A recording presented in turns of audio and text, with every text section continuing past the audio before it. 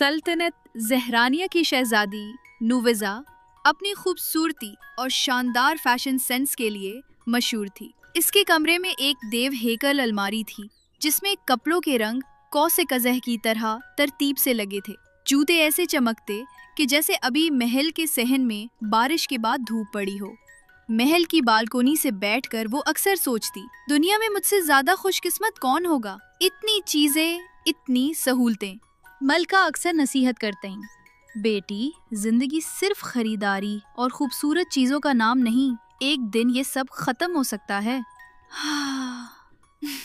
امی جان، جب تک شاپنگ لینڈ جیسے جادوئی بازار موجود ہیں، خوشیاں کبھی ختم نہیں ہوتی۔ اسی دوران ایک دن محل کے دروازے پر ایک پراسرار قاصد آیا۔ اس کے ہاتھ میں سنہری لفافہ تھا۔ لفافہ نوفیزا کو دیتے ہوئے وہ بس یہ کہہ کر چلا گیا، یہ دعوت خاص آپ کے لیے ہے شہزادی۔ لفافے پہ سنہری الفاظ چمک رہے تھے، جادوئی شاپنگ لینڈ میں خوش آمدید، صرف آج کے دن، صرف شاہی خاندان کے افراد کے لیے، دنیا کی سب سے نایاب چیزیں آپ کی منتظر ہیں۔ نوفیزا کا دل تیزی سے دھڑکنے لگا۔ اگلے ہی دن اس نے اپنا سب سے قیمتی زمردی سبز گاؤن پہنا، سنہرے جوتے لگائے اور شاہی رتھ میں بیٹھ کر روانہ ہو گئے۔ شاپنگ لینڈ جادو کا ایک شاہکار تھا۔ سڑکیں قیمتی پتھروں سے بنی تھی، دکانوں کے دروازے خود بخود کھلتے تھے اور خوشبوؤں سے فضا مہک رہی تھی۔ کپڑے روشنی پڑتے ہی رنگ بدلتے، جوتے خود پاؤں میں فٹ ہو جاتے اور زیورات چمک کے ساتھ ساتھ خوشبو بھی بکھیرتے۔ نوفیزا ایک شاندار شو روم میں داخل ہوئی۔ اندر ایک بوڑھی عورت کھڑی تھی۔ وہ بولی، شہزادی نوفیزا، آئیے، آپ کو یہاں کی سب سے قیمتی چیز دکھاتی ہوں۔ جیسے ہی نوفیزا اندر گئی، دروازہ جادو سے بند ہو گیا۔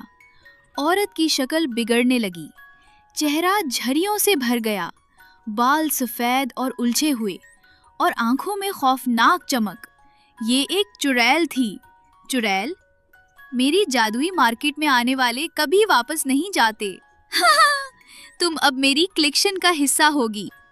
اس نے جادوئی عمل سے نوفیزا کو ایک چمکتے شیشے کے پنجرے میں قید کر دیا۔ دن رات بدلتے گئے مگر نوفیزا کے لیے وقت رک سا گیا۔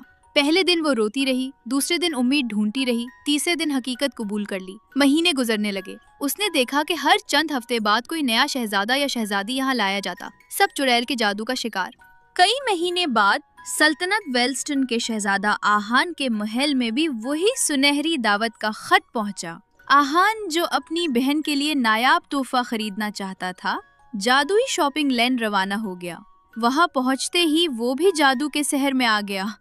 ایک خاص شو روم دیکھ کر وہ اندر گیا اور پلک جھپکتے ہی خود کو قید پایا۔ کپڑے، جوتے، زیورات، ہر چیز حیران کن تھی۔ اور پلک جھپکتے ہی خود کو قید پایا۔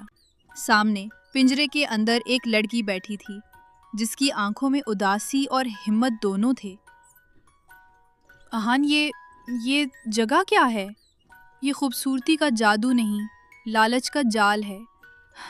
میں یہاں مہینوں سے قید ہوں۔ نوفیزا نے اسے بتایا کہ پنجرے کا جادو صرف چڑیل کے اپنے جادو سے ٹوٹ سکتا ہے۔ اگر ہم اسے خود اس پنجرے میں پھنسائیں تو سب آزاد ہو سکتے ہیں۔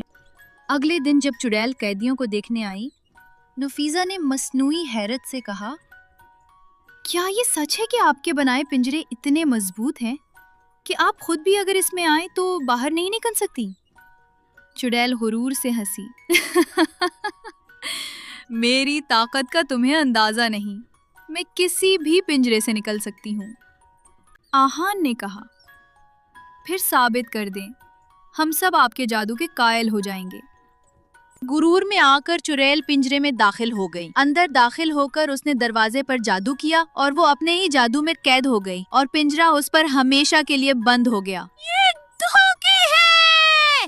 ہاں، لیکن انصاف کے لیے ضروری تھا۔ باقی پنجروں کا جادو ٹوٹ گیا اور تمام قیدی آزاد ہو گئے۔ نوفیزا اور آہان سب کو جادوئی دروازے سے باہر لے آئے۔ محل پہنچ کر نوفیزا نے ملکہ سے کہا، امی جان، میں نے سیکھا ہے کہ زندگی کا اصل زیور آزادی اور عقل ہے، نہ کہ کپڑے اور زیورات۔ ملکہ نے بیٹی کو گلے لگا لیا۔ آہان اور نوفیزا کی دوستی نے دونوں سلطنتوں کو قریب کر دیا اور جادوئی شاپنگ لینڈ کا راز ہمیشہ کے لیے دفن ہو گیا۔